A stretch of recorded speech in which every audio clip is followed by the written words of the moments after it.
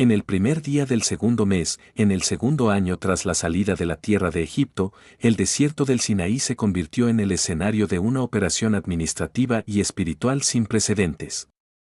No se trataba simplemente de contar personas por una curiosidad estadística, sino de transformar a una multitud de exesclavos en un ejército organizado y en una comunidad santa capaz de portar la presencia de la divinidad. La voz de Dios resonó en el tabernáculo de reunión, dando a Moisés una instrucción clara: realizar un censo exhaustivo de toda la congregación de los hijos de Israel. La orden especificaba que debían contarse los varones de 20 años hacia arriba, todos aquellos que en Israel fueran aptos para salir a la guerra. Este mandato marcaba una transición fundamental: el pueblo ya no era solo un grupo de fugitivos protegidos por milagros, sino que ahora debían asumir la responsabilidad de su propia defensa y de la conquista que les esperaba. Moisés y Aarón, acompañados por un príncipe o jefe de cada tribu, hombres de renombre que representaban las casas de sus padres, se dispusieron a organizar esta vasta tarea. El campamento, que hasta entonces podía haber parecido un asentamiento caótico de tiendas, comenzó a tomar una estructura geométrica y disciplinada. Cada hombre fue registrado según su genealogía, por sus familias y según las casas de sus padres, siguiendo el recuento de los nombres por cabeza. Este proceso no solo servía para fines bélicos, sino que reafirmaba la identidad de cada individuo dentro del gran diseño de la nación. La tribu de Rubén, el primogénito, fue la primera en ser contada, arrojando una cifra de 46.500 hombres. Le siguió Simeón con 59.300 y Gad con 45.650. Cada número representaba una vida, una espada y una parte del futuro de la nación. A medida que el censo avanzaba, la magnitud de la nación se hacía evidente. La tribu de Judá, destinada a llevar el estandarte del liderazgo, se destacó como la más numerosa con 74.600 hombres. Isaacar y Zabulón completaron el primer flanco del campamento. Al otro lado, los descendientes de José, divididos en las tribus de Efraín y Manasés, junto con Benjamín, aportaron sus propias fuerzas, sumando miles a la gran cuenta. Dan, Aser y Neftalí cerraron el recuento. Al final, la cifra total de hombres aptos para el combate ascendía a 603.550. Esta cifra, imponente por sí misma, no incluía a las mujeres, los niños, los ancianos ni a los levitas. Era una fuerza formidable que, bajo la mirada de las naciones vecinas, debía parecer un mar de lanzas y escudos, pero que para Moisés representaba una responsabilidad abrumadora que solo podía gestionarse bajo la guía divina. Sin embargo, en medio de este recuento militar hubo una excepción sagrada. Los levitas no fueron contados entre los hijos de Israel para la guerra. Dios dio instrucciones específicas de que la tribu de Leví no debía ser censada junto con los hombres de armas, porque su batalla no era contra hombres de carne y hueso, sino que su servicio estaba dedicado exclusivamente al tabernáculo del testimonio. Mientras el resto de las tribus se preparaban para la lucha externa, los levitas debían ocuparse de la infraestructura interna de la fe. Eran ellos los encargados de transportar el tabernáculo y todos sus utensilios, de montarlo y desmontarlo durante la marcha. Cualquier extraño que se acercara al tabernáculo cuando éste se estuviera moviendo o estuviera asentado, debía morir. Esta distinción subrayaba una verdad central en la cosmovisión del desierto: la fuerza militar de Israel era secundaria frente a su pureza espiritual. Si la presencia de Dios, simbolizada en el tabernáculo, se perdía o se profanaba, ningún ejército, por numeroso que fuera, podría salvarlos. La organización del campamento fue diseñada con una precisión casi celestial. El tabernáculo debía estar en el centro absoluto.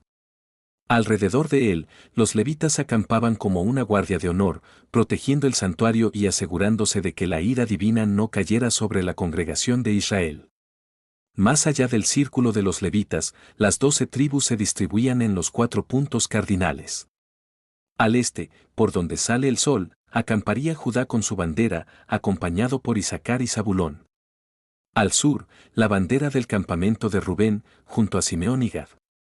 Al oeste, la bandera de Efraín, con Manasés y Benjamín.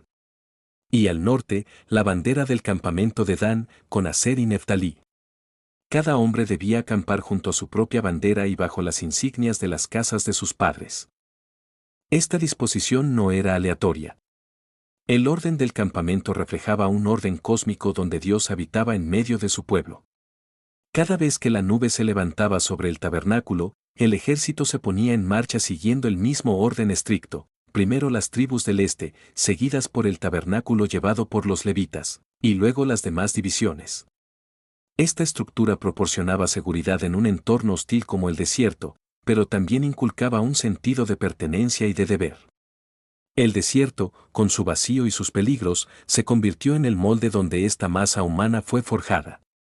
No había lugar para el individualismo anárquico, cada paso, cada tienda levantada y cada sacrificio ofrecido formaba parte de un ritmo colectivo orquestado por la divinidad.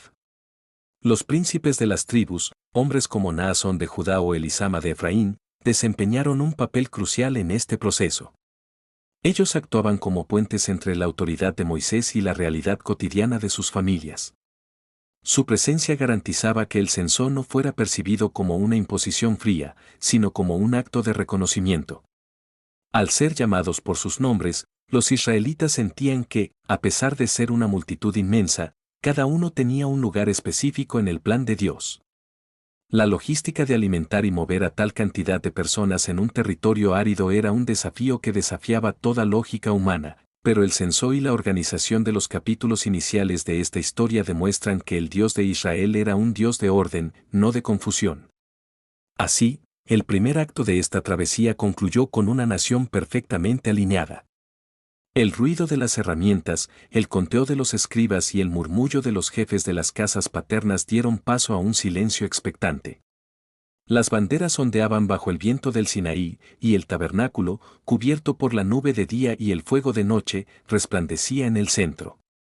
Los 603.550 guerreros estaban listos, los levitas estaban en sus puestos de guardia y Moisés había cumplido fielmente la orden de organizar al pueblo. Lo que comenzó como un censo de nombres terminó como la creación de una entidad teopolítica lista para enfrentar lo desconocido. Israel ya no era un grupo de parientes lejanos unidos por el trauma de la esclavitud, sino un cuerpo coordinado donde cada miembro conocía su posición, su bandera y su propósito, preparados para el momento en que la nube se levantara y los guiara hacia la tierra prometida. Tras el conteo detallado de cada varón y la consolidación de las cifras, la voz del Eterno volvió a dirigirse a Moisés y a Aarón para darles una instrucción que definiría la identidad espacial y social de la nación, el orden del campamento.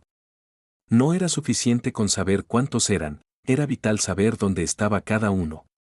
El diseño que se reveló aquel día no era un simple orden de conveniencia para acampar, sino una representación simbólica del orden celestial proyectado en la tierra. Dios ordenó que los hijos de Israel acamparan cada uno junto a su bandera, bajo las insignias de sus casas paternas, situándose a una distancia prudente alrededor del tabernáculo de reunión. Este espacio vacío entre el santuario y las tribus, ocupado únicamente por los levitas, subrayaba la santidad de la presencia divina, una cercanía que inspiraba reverencia y que establecía a la tienda del encuentro como el corazón latente de la nación. En el flanco oriental, por donde nace el sol y hacia donde miraba la entrada del tabernáculo, se asignó el lugar de mayor honor. Allí se instaló la bandera del campamento de Judá. El estandarte de Judá lideraba la marcha y el asentamiento, simbolizando la fuerza y el futuro linaje real de la nación. Junto a Judá, se agruparon las tribus de Isaacar y Zabulón. Bajo el mando de Naasón, hijo de Aminadab, la fuerza de Judá sumaba 74.600 hombres, Isaacar, liderada por Natanael, aportaba 54.400, y Zabulón, bajo Eliab, contaba con 57.400. Este bloque oriental sumaba un total de 186.400 guerreros. Eran los primeros en ponerse en marcha cuando la nube se levantaba, abriendo camino para el resto del pueblo y asumiendo la vanguardia de cualquier enfrentamiento o avance por el desierto. Hacia el sur, se estableció la bandera del campamento de Rubén.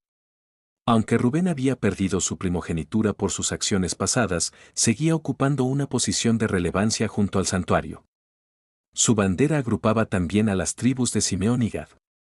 Elisur, hijo de Sedeur, encabezaba a los 46.500 hombres de Rubén, Selumiel dirigía a los 59.300 de Simeón, y Eliasaf comandaba a los 45.650 de Gad. En total, el flanco sur presentaba una fuerza de 151.450 hombres. Este grupo constituía el segundo cuerpo en el orden de marcha. La disposición era tan estricta que permitía que millones de personas se movilizaran con la precisión de un solo organismo, evitando el caos que suele acompañar a las grandes migraciones y asegurando que cada familia supiera exactamente dónde levantar su tienda al final de la jornada. En el centro exacto de esta formación geométrica, tanto en el reposo como en el movimiento, se encontraba el tabernáculo de reunión con el campamento de los levitas. Los levitas actuaban como un amortiguador sagrado.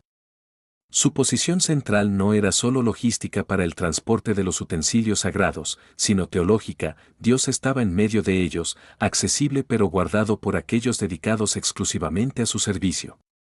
Al marchar, el tabernáculo se desplazaba entre los dos primeros campamentos, el de Judá y el de Rubén, y los dos últimos. Esto garantizaba que la presencia de Dios nunca estuviera desprotegida, rodeada siempre por muros de hombres armados y, más cerca aún, por los encargados de los ritos sagrados. Era una coreografía de fe y disciplina que transformaba el paisaje árido en una catedral viviente. Hacia el occidente, el lado por donde se pone el sol, se alzaba la bandera del campamento de Efraín. Bajo este estandarte se reunían las tribus descendientes de Raquel, Efraín, Manasés y Benjamín.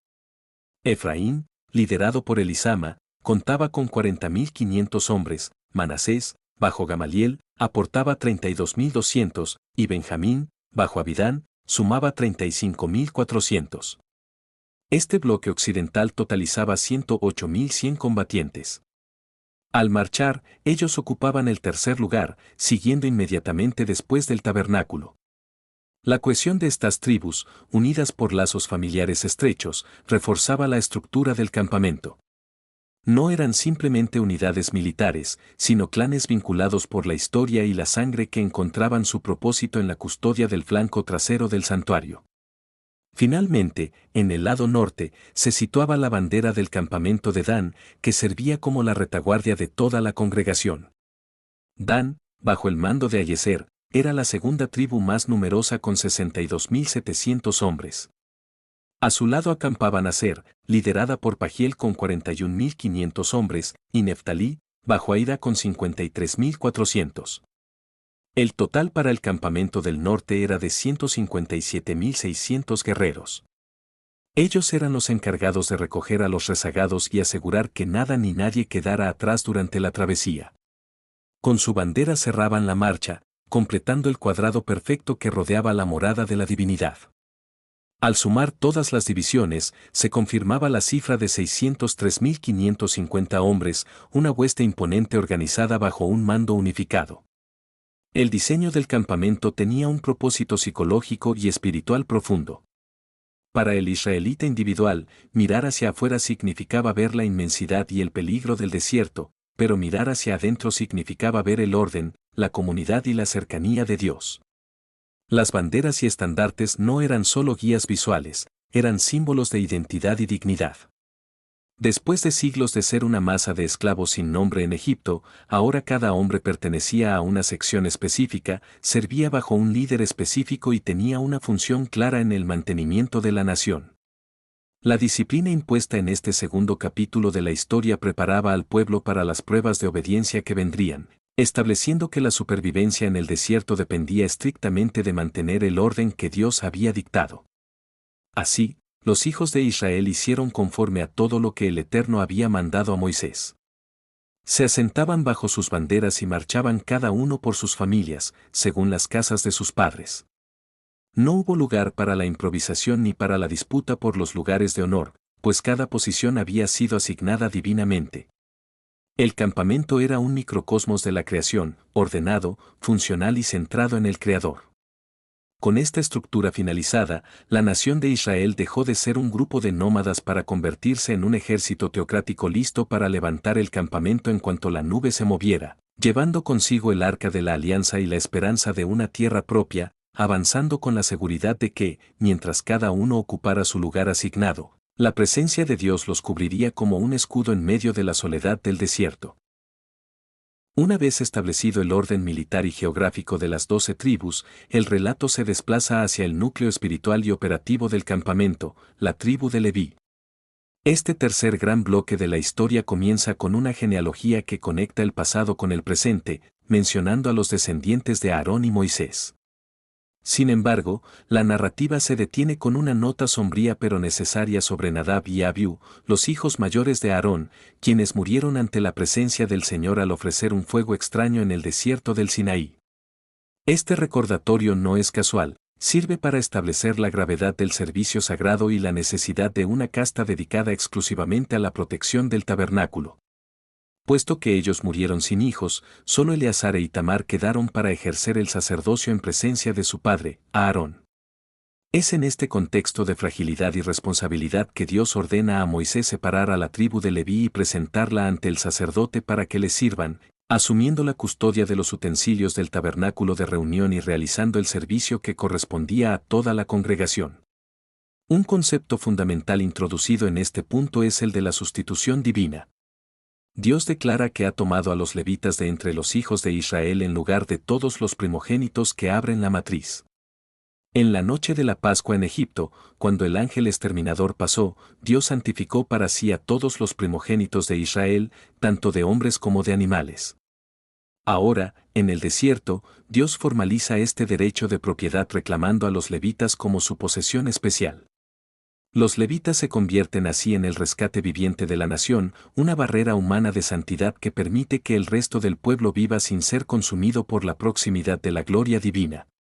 Esta transferencia de deberes de los primogénitos de cada familia a una sola tribu permitió una especialización rigurosa en el manejo de lo sagrado, algo vital para la supervivencia de una comunidad que transportaba una fuente de poder espiritual tan volátil en medio de un entorno hostil.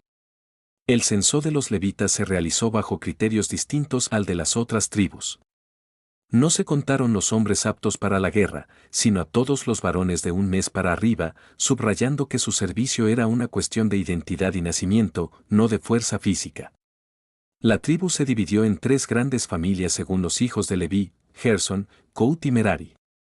Los gersonitas, bajo el liderazgo de Eliasaf y con un número de 7.500 varones, recibieron la orden de acampar al occidente del tabernáculo, justo detrás de la tienda. Su responsabilidad era la estructura blanda del santuario, la tienda misma, sus cubiertas de pieles, la cortina de la entrada del tabernáculo de reunión, las cortinas del atrio y las cuerdas necesarias para su mantenimiento. Ellos eran los guardianes de la piel y el tejido que envolvían el misterio de la presencia de Dios, asegurando que el hogar móvil de la divinidad estuviera siempre protegido de los elementos del desierto. En el lado sur del tabernáculo acampaban los coatitas, la familia más numerosa con 8.600 varones. Bajo el mando de Elisafán, los descendientes de Coat tenían la tarea más delicada y peligrosa de todas, el transporte de los objetos más sagrados. Ellos eran responsables del arca de la alianza, la mesa del pan de la proposición, el candelabro de oro, los altares y todos los utensilios sagrados del santuario, así como el velo que separaba el lugar santo del lugar santísimo. A diferencia de otras familias que usaban carretas, los coatitas debían cargar estos objetos sobre sus hombros una vez que los sacerdotes, Aarón y sus hijos, los hubieran cubierto cuidadosamente. Su labor era el corazón del servicio, tocaban lo que nadie más podía tocar y llevaban sobre sí el peso físico de la ley y el culto. Sobre ellos velaba Eleazar, el hijo del sacerdote Aarón, quien tenía la supervisión general de todos los que servían en el santuario. Hacia el norte se ubicaba la familia de Merari, que contaba con 6.200 varones bajo el mando de Suriel. A ellos se les confió la parte pesada y estructural del tabernáculo, las tablas de madera, las barras, las columnas, las basas de plata y todas sus estacas. Eran los ingenieros y cargadores de la estructura sólida. Sin su trabajo meticuloso para asegurar que cada base de plata estuviera nivelada en la arena y cada columna estuviera firme, el tabernáculo no podría sostenerse. Finalmente, en el lugar de mayor prominencia, al oriente, frente a la entrada del tabernáculo, acampaban Moisés, Aarón y sus hijos. Ellos eran los centinelas finales, encargados de la guardia del santuario para los hijos de Israel. Cualquier extraño que intentara cruzar esta línea de defensa para usurpar las funciones sacerdotales sería castigado con la muerte, manteniendo así una frontera infranqueable entre lo profano y lo sagrado. Al finalizar el recuento de los levitas, la cifra total ascendió a 22.000 hombres. Siguiendo la instrucción divina, Moisés procedió entonces a censar a todos los primogénitos varones del resto de las tribus de Israel, desde un mes de edad para arriba, para realizar el canje oficial. El número de primogénitos israelitas resultó ser de 22.273. Al comparar ambas cifras, surgió una diferencia de 273 primogénitos que no tenían un levita correspondiente para el intercambio. Para resolver este excedente y cumplir con la justicia divina, Dios ordenó que se cobrara un rescate de 5 siclos de plata por cada uno de los primogénitos sobrantes, dinero que fue entregado a Aarón y a sus hijos como compensación. Este acto de contabilidad sagrada cerró el círculo de la redención, cada vida en Israel quedaba cubierta, ya fuera por el servicio de un levita o por el pago del rescate de plata. Este capítulo de organización levítica transforma el concepto de comunidad. Israel no es solo un ejército que marcha hacia una conquista, sino una congregación que sirve a un Dios vivo. La distribución de los levitas alrededor del tabernáculo creaba una zona de seguridad que protegía al pueblo de la ira que podría brotar si la santidad divina fuera tratada con negligencia. La especialización de las tareas, las telas para Gerson, los muebles para Kohath y la estructura para Merari, aseguraba que el tabernáculo pudiera ser desmontado, transportado y vuelto a montar con una eficiencia asombrosa en cada etapa del viaje. Cada levita, desde el niño de un mes hasta el anciano, comprendía que su existencia misma era un escudo para sus hermanos. Con la tribu de Leví posicionada y el rescate de los primogénitos pagado, el engranaje del desierto quedó completo. El sistema de transporte estaba listo, los guardias estaban en sus puestos y la mediación sacerdotal estaba establecida. La nación de Israel ya no era solo una suma de tribus, sino un organismo complejo donde lo militar, lo civil y lo religioso funcionaban en perfecta armonía. El desierto del Sinaí, con su silencio imponente, era ahora el escenario de una maquinaria espiritual perfectamente aceitada. Todo estaba dispuesto para que, al primer movimiento de la nube, esta ciudad itinerante de levitas y guerreros se levantara como un solo hombre para seguir el rastro de la gloria de Dios hacia lo desconocido, llevando en su centro el arca que contenía su pacto y su destino. Tras la organización de las familias levíticas y el censo de sus integrantes, la instrucción divina descendió con una precisión técnica abrumadora, enfocándose ahora en la logística operativa del movimiento. Dios habló a Moisés y a Aarón para especificar las tareas de los hijos de Kohath, pero esta vez con un criterio distinto, se contaron los varones de entre 30 y 50 años, aquellos que estaban en la plenitud de su fuerza y madurez para entrar en el servicio y realizar el trabajo pesado en el tabernáculo de reunión. Este grupo de hombres constituía la élite logística de la nación, encargada de manipular el lugar santísimo. Sin embargo, el protocolo de seguridad era extremo, aunque los coatitas eran los encargados de transportar los objetos más sagrados, no tenían permitido tocarlos ni verlos mientras estaban descubiertos, bajo pena de muerte. El procedimiento de desmontaje recaía primero sobre los hombros de Aarón y sus hijos. Cuando el campamento debía ponerse en marcha, el sumo sacerdote y su linaje entraban al santuario para realizar el rito de la cobertura. El velo que separaba el lugar santo del Santísimo era bajado y utilizado para cubrir el arca del testimonio. Sobre este velo se colocaba una cubierta de pieles de tejón y encima de todo, un paño de azul puro. Solo entonces se colocaban los varales para su transporte. El mismo cuidado se aplicaba a la mesa del pan de la proposición, que se cubría con un paño carmesí, manteniendo los platos, cucharas y copas en su lugar, envueltos en pieles resistentes para protegerlos del polvo y el sol abrasador del desierto. El candelabro de oro, con sus lámparas y despabiladeras, junto con el altar de oro para el incienso, seguían el mismo protocolo de aislamiento, paños de azul y cubiertas de pieles, asegurando que la santidad quedara físicamente velada antes de que los transportistas se acercaran. Una vez que Aarón y sus hijos terminaban de cubrir todos los utensilios del santuario, los hijos de Kohath se aproximaban para cargar los bultos sobre sus hombros. Esta labor era un acto de fe ciega, llevaban el peso de la presencia de Dios sin poder contemplarla. Se les advertía explícitamente que no debían tocar las cosas santas para no morir. El control de esta operación estaba bajo la supervisión directa de Eleazar, hijo del sacerdote Aarón, quien además de vigilar a los coatitas, cargaba personalmente con el aceite para el alumbrado, el incienso aromático, la ofrenda continua y el aceite de la unción. La coordinación debía ser perfecta, pues cualquier error en la manipulación de estos objetos pondría en riesgo no solo la vida de los levitas, sino la integridad espiritual de todo el campamento que los seguía. Posteriormente, el mando divino se centró en los hijos de Gersón. Al igual que con los coatitas, se censaron los varones de 30 a 50 años para el servicio de transporte.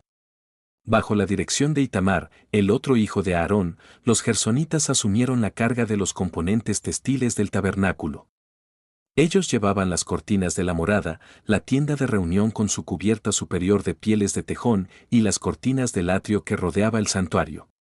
Toda la piel del edificio sagrado, junto con las cuerdas y los instrumentos necesarios para su montaje, eran responsabilidad de esta familia. A diferencia de los objetos de los coatitas, las telas y cubiertas eran transportadas en carretas tiradas por bueyes, facilitando el movimiento de estos materiales voluminosos pero menos peligrosos al tacto que los muebles del interior del lugar santísimo. Finalmente, el registro se extendió a los hijos de Merari. Siguiendo el mismo rango de edad para asegurar la capacidad física, los hombres de Merari fueron organizados para transportar la infraestructura sólida del tabernáculo. Bajo la supervisión de Itamar, se encargaron de las tablas de madera, las barras, las columnas de madera con sus pesadas basas de plata y todas las estacas y cuerdas del atrio. Cada una de estas piezas era inventariada por nombre, no podía faltar ni un solo pasador o base, pues el diseño divino requería una integridad estructural absoluta. Los meraritas eran los constructores que aseguraban que, tras cada jornada de marcha, el santuario volviera a erigirse con la misma firmeza y exactitud con la que fue levantado en el Sinaí. El uso de carros para esta familia era indispensable, dada la densidad y el peso de las maderas y metales que conformaban el esqueleto del edificio. El censo total de los levitas aptos para este servicio activo, de 30 a 50 años, sumó 8.580 hombres. Esta cifra representaba la fuerza laboral dedicada exclusivamente a que Dios caminara con su pueblo. Cada hombre conocía su puesto, su carga y su supervisor. Esta burocracia sagrada eliminaba la confusión y el conflicto de intereses. Nadie intentaba realizar el trabajo de otro porque los límites estaban trazados por la ley divina. El capítulo 4 de Números transforma el concepto de adoración de un acto puramente estático o contemplativo a un esfuerzo logístico colectivo. La santidad no era solo algo que se sentía, sino algo que se cargaba y se protegía con una disciplina casi militar. Este sistema de transporte revelaba una profunda verdad teológica: el Dios de Israel no estaba atado a un lugar geográfico, sino que era un Dios en movimiento que compartía el destino nómada de su pueblo. La meticulosidad con la que se envolvía cada objeto recordaba a los israelitas que, aunque Dios estaba cerca, seguía siendo el otro, un ser cuya pureza requería respeto y distancia. Al mismo tiempo, la participación de miles de levitas en el traslado diario del santuario recordaba a todos que el mantenimiento de la relación con la divinidad requería un esfuerzo humano constante y coordinado. Con cada bulto envuelto en azul y cada tabla numerada, el campamento se preparaba para la realidad de que la fe, en el desierto, se manifestaba a través de la obediencia en los detalles más pequeños y técnicos. Así, Moisés, Aarón y los príncipes de la congregación terminaron de asignar las cargas según el mandato del Señor. El tabernáculo ya no era solo una tienda estática al pie del monte, ahora era un sistema dinámico listo para surcar las arenas. Los coatitas estaban preparados con sus hombros, los gersonitas con sus telas y los meraritas con sus tablas. Bajo la mirada vigilante de Eleazar e Itamar, el corazón de la nación estaba listo para latir al ritmo de la marcha. El orden estaba completo, desde el guerrero en la frontera del campamento hasta el levita que envolvía el arca. Cada israelita sabía que su vida dependía de la precisión con la que se manejara ese centro sagrado, marcando el fin de los preparativos y el inicio inminente de la gran travesía hacia la libertad. Una vez establecida la organización externa de las tribus y la logística interna de los levitas, el relato de Números da un giro crucial hacia la pureza moral y ritual del campamento. No bastaba con tener un ejército numeroso ni un sistema de transporte eficiente para el tabernáculo. La presencia de Dios en el centro de la comunidad exigía que el cuerpo social de Israel fuera un reflejo de la santidad divina. En este quinto acto de la preparación, la voz del Eterno instruye a Moisés sobre la necesidad de purificar el campamento desde tres frentes distintos: el físico, el social y el matrimonial. La premisa era absoluta: para que no contaminen sus campamentos, en medio de los cuales yo habito. Esta instrucción marcaba el inicio de una vida comunitaria donde la responsabilidad individual afectaba directamente el bienestar colectivo. La primera orden fue la exclusión temporal de aquellos que presentaran condiciones que los hicieran ritualmente impuros. Se mandó que todo leproso, todo el que padeciera flujo y todo el que se hubiera contaminado por el contacto con un cadáver fuera echado del campamento. Esta medida, que hoy podríamos interpretar erróneamente como una exclusión cruel, tenía una función doble, sanitaria y simbólica. En la densidad de un campamento de millones de personas en el desierto, la higiene era una cuestión de supervivencia. Sin embargo, en el plano espiritual, estas condiciones representaban la intrusión de la muerte y la enfermedad en un espacio dedicado al Dios de la vida. Al situar a estas personas fuera de los límites del campamento, se trazaba una línea clara entre lo que era apto para la presencia de Dios y lo que no lo era, recordando al pueblo que habitar con la divinidad requería una vigilancia constante sobre la propia integridad física. Inmediatamente después, la ley se desplazó hacia la justicia social y la restitución. Dios habló a Moisés sobre el pecado de la transgresión contra el prójimo, equiparándolo directamente con una falta contra el propio Dios. El texto establece que cuando un hombre o una mujer cometen cualquier pecado que los hombres suelen cometer, actuando con deslealtad, esa persona es culpable y debe confesar su pecado. Pero la confesión no era suficiente por sí sola, el arrepentimiento debía manifestarse en la reparación material del daño. El culpable debía restituir la suma total de lo defraudado y añadirle una quinta parte adicional, un 20% de recargo, a favor de aquel a quien había perjudicado. Si la víctima ya no vivía y no tenía parientes cercanos a quienes entregar la restitución, el pago pasaba a ser propiedad de Dios y se entregaba al sacerdote. Este principio de restitución subrayaba que la espiritualidad de Israel no era un asunto privado entre el individuo y la divinidad, sino que se validaba en la rectitud de las relaciones humanas. No se podía estar en paz con el tabernáculo si se estaba en guerra o en deuda con el vecino. Sin embargo, la parte más extensa y misteriosa de este capítulo es la que aborda la sospecha de adulterio, conocida como la ley de los celos. Esta sección trata un problema que podía fracturar profundamente la cohesión social, la desconfianza matrimonial sin pruebas físicas. Si un hombre sospechaba que su esposa le había sido infiel, pero no había testigos ni evidencia flagrante, el caso se convertía en un asunto judicial divino. El esposo debía llevar a su mujer ante el sacerdote con una ofrenda de harina de cebada, llamada ofrenda de recordación, que no llevaba aceite ni incienso porque representaba un pecado de amargura y sospecha. El ritual que seguía era único en la legislación bíblica y buscaba sacar la verdad a la luz a través de una ordalía sagrada, protegiendo tanto la santidad del matrimonio como la integridad de la mujer ante una acusación falsa que podría haber terminado en linchamiento. El sacerdote ponía a la mujer en presencia de Dios, tomaba agua santa en una vasija de barro y mezclaba en ella polvo del suelo del tabernáculo. Luego, descubría la cabeza de la mujer y ponía la ofrenda en sus manos mientras él sostenía el agua amarga que acarrea maldición.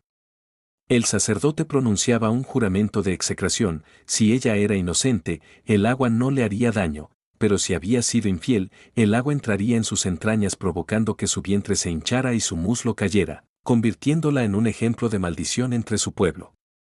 La mujer debía responder amén, amén, aceptando el juicio divino. Posteriormente, el sacerdote escribía estas maldiciones en un libro y las borraba con el agua amarga para que la tinta se disolviera en ella, obligando a la mujer a beber la mezcla. Este ritual servía como un mecanismo de resolución de conflictos en una sociedad donde la sospecha podía ser tan destructiva como el pecado mismo. Si la mujer era inocente, el agua no producía efecto alguno, y ella quedaba libre de culpa y capaz de concebir hijos, restaurando así el honor de su hogar y deteniendo la ira del esposo. Si era culpable, la manifestación física de su castigo servía como un juicio público y sobrenatural. Lo fundamental de esta ley era que trasladaba el juicio de las manos de los hombres a las manos de Dios, evitando que la justicia por mano propia o la violencia doméstica descontrolada contaminaran el campamento. El mensaje era claro: nada, ni siquiera lo oculto en la intimidad de una tienda, quedaba fuera del alcance de la justicia de aquel que habitaba en el tabernáculo. Con estas leyes, el campamento de Israel quedaba blindado contra la corrupción interna. La segregación de los impuros mantenía la santidad física, la restitución de las deudas mantenía la justicia social, y la ley de los celos mantenía la integridad del núcleo familiar. Estas regulaciones transformaban la masa de 600.000 guerreros en una comunidad ética. El desierto no era solo un lugar de tránsito geográfico, sino un crisol donde se forjaba un carácter nacional basado en la transparencia y la responsabilidad. Al terminar estas instrucciones, el pueblo comprendió que marchar hacia la tierra prometida no era solo cuestión de fuerza militar, sino de mantener una armonía impecable con la santidad de Dios. Así, el capítulo 5 cierra el círculo de la preparación. El pueblo estaba contado, el campamento organizado, los levitas en sus puestos y las leyes de pureza establecidas. Israel estaba ahora listo para enfrentar no solo a los enemigos externos, sino a sus propios fallos internos. El tabernáculo, envuelto en sus cubiertas de azul y custodiado por la tribu de Leví, permanecía en el centro como un recordatorio constante de que la presencia de Dios era un fuego consumidor que exigía limpieza de manos y pureza de corazón. Con el campamento purificado de enfermedades, fraudes y sospechas, la nación estaba finalmente en condiciones de levantar sus estandartes y dar el primer paso hacia su destino, sabiendo que el Dios que los guiaba era un Dios de orden, justicia y una santidad que no admitía grietas en el tejido social.